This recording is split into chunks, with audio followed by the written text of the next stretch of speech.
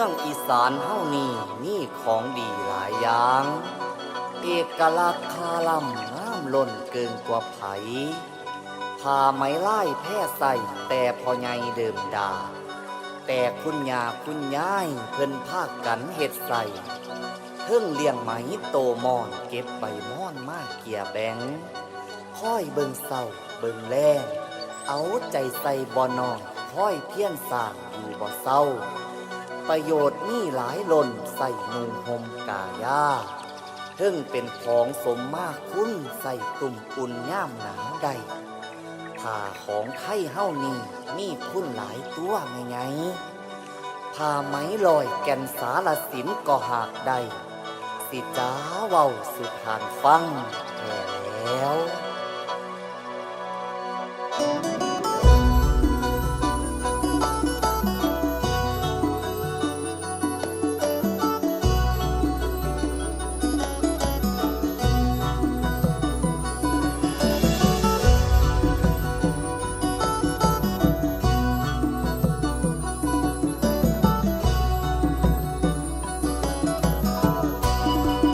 ถ้าไม่งามหล่นคนก็เอา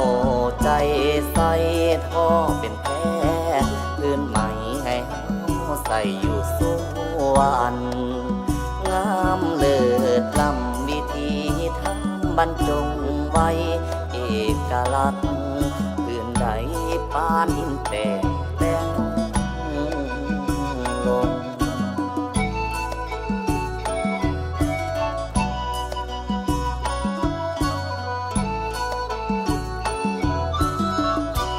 ลอยเอ็ดงามเหลือล้นลายสาเกตนครงามนาคน้อยตามลายขีดลายขอกะงามล้นจนคนได้ก้าวยองลายบักจับกะงามลำผ้าสโลงงามลำเมืองเกินดอยคอยทรงเสริม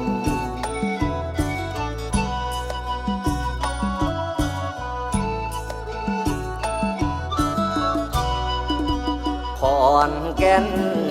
มีลายมัดมีพื้นไม้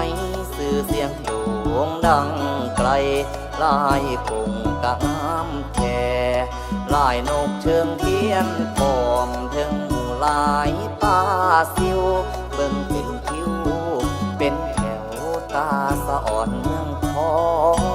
น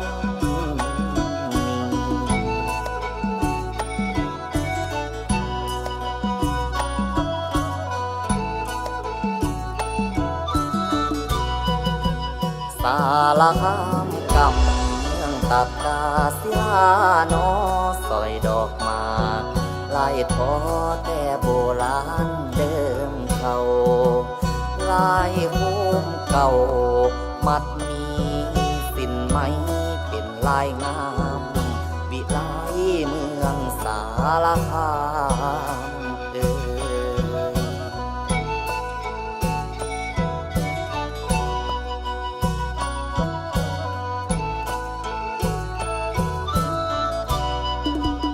กาลสินกำเมืองดินดำน้ำซุ่มผู้ไทยสูงพี่น้องกระทบผ้าแพร่ใหม่แพร่ว่าใด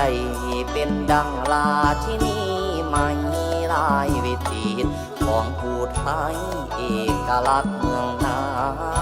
ำดำ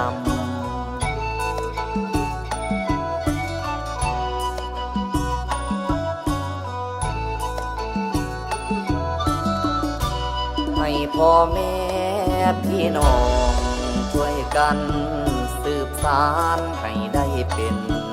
ตำนานผ้าไหมของเฮานี่อนุรักษ์เอาไว้ผ้าลอยแก่นสารสินให้อยู่คู่แผ่นดินเมืองอีสานของเฮา